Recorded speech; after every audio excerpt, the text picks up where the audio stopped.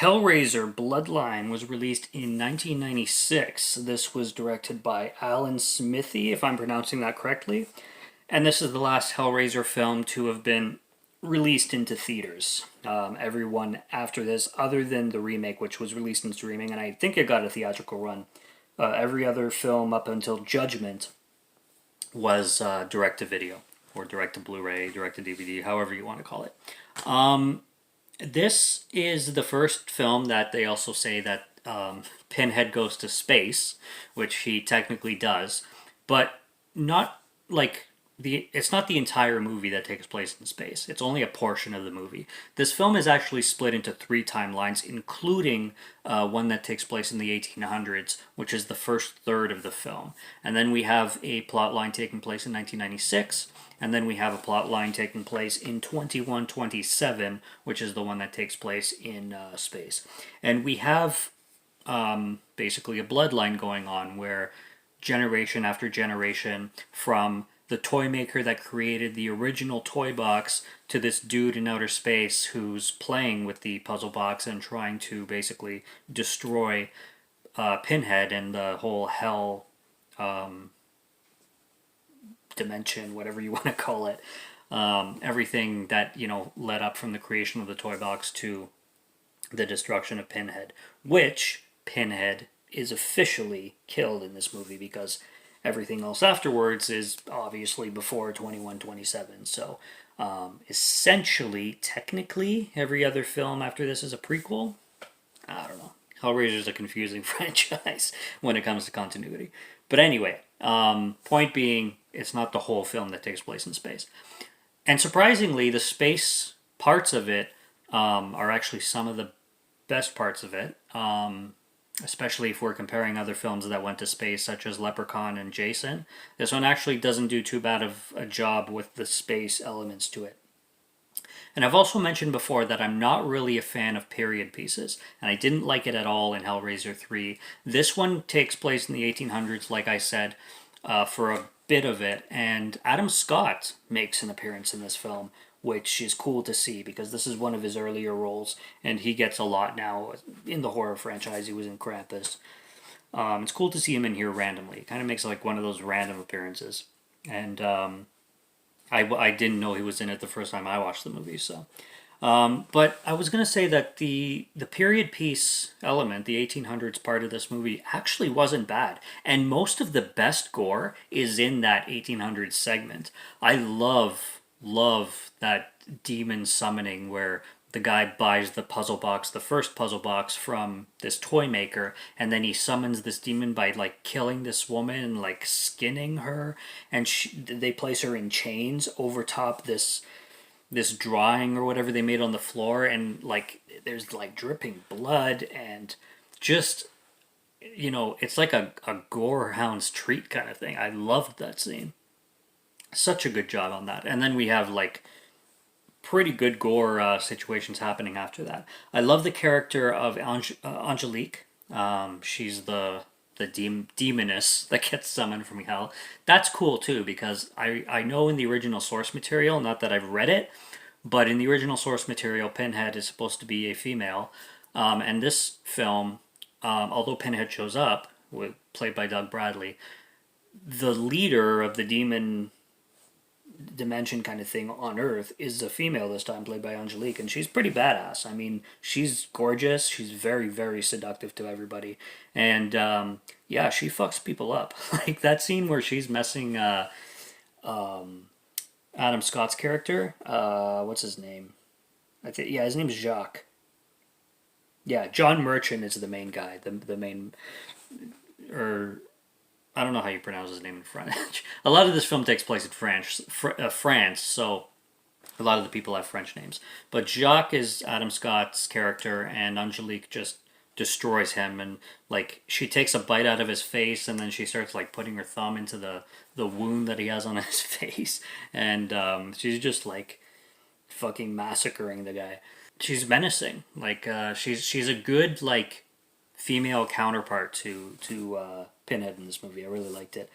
It's eye rolling to say the least, when she goes into the building, which is the building from the third film. And I like how the third film leads into this one. So we discover what that building at the end of the third film was, where the walls are all like designed puzzle box style. What I was gonna say is it's funny how Angelique gets the puzzle box from a pillar in the building, because in Hellraiser 3, I think it was Joey who put the puzzle box in the cement.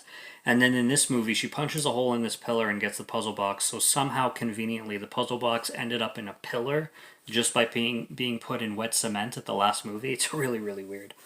And makes no sense at all. Like, the continuity is strange on that one. And I love the enemies in this one. I loved the Cenobite dog. The Cenobite dog was badass. And I love how there's the scene where Pinhead is sitting on a throne or whatever, and he has a pigeon, and he just tosses the pigeon to the dog, and the dog just chomps on it. The dog looks so Resident Evil style, like the movie Resident Evil with the dogs in the first movie. And I love how the dog's jaw chatters, just like the chattering Cenobite. The dog was badass, honestly. He was such a good addition. He was menacing. Practical. I love the fact that the dog was practical, because they could have so easily tried CGI on this dog and it just wouldn't work. But the dog was really, really cool looking. And the way they connect all three timelines is really cool, and show the origins of Pinhead as well as the death of Pinhead, which, you'd never expect. But they play it off really well. And like I said, everything that happens in space is actually pretty cool. I like the blast guns that they use. I like the futuristic look of it. Although they didn't have the budget to make everything look, amazing. It definitely looks better than Jason X, and it certainly looks better than anything in fucking Leprechaun Goes to Space, or whatever that fourth movie is. This surprisingly, Hellraiser 4 does a pretty good job with the space stuff. Loved Pinhead's quote, "Do I look like someone who cares what God thinks?" So fucking sinister, just unbelievably sinister. And one of my favorite kills in this too is the twin security guards, which are so goofy. They were talking about, like, would you fuck a trans woman knowing that they're trans or something like that, and then they run into Pinhead, and Pinhead like makes their like faces stick together kind of thing. He combines them like conjoined twins, similar to what happened in the end of the third movie as well, with him and his other World War One self. Kind of the same thing happens where the twins' heads are wrapping around each other, and then they become Cenobites that are like conjoined. Yeah, it's cool. I like the one female Cenobite who I think is the female, Angelique. When she turns Cenobite mode, she has like her scalp that is tied to her shoulders. I think that's really creepy looking, especially with her brain exposed and everything. They have really unique visions when it comes to creating Cenobites, and I like that. So it's overall, like, for this film sounds a lot worse than it actually is. I had the worst experience with it the first time I watched it, but it's one that definitely grew on me.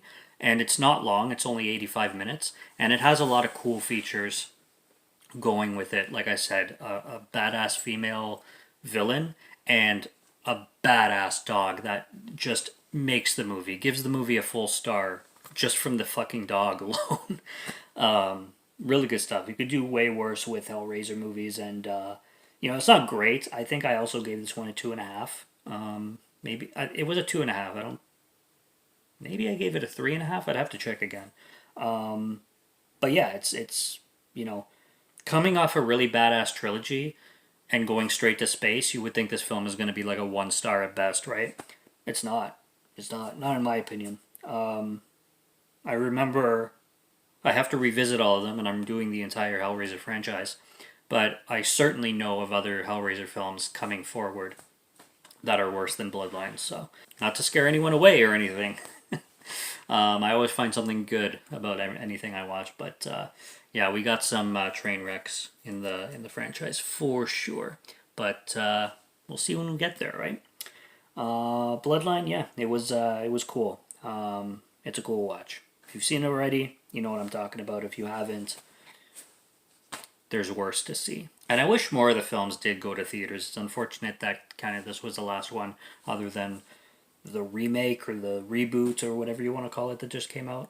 I've never seen that one at all, so that's going to be the only Hellraiser that's a literal first time watch for me. So that'll be interesting when we get to that one. But yeah, that's what I got. This is the 4-pack, which for some reason comes with 4, 5, 6, and 8. I had to buy the seventh one separately, but yeah, it is what it is. Bloodline, 1996. Not too shabby. Subscribe to Morgan Film Fan if you'd like to listen to my voice or if you like my film reviews. So I'll be back with more soon, so stay tuned for that.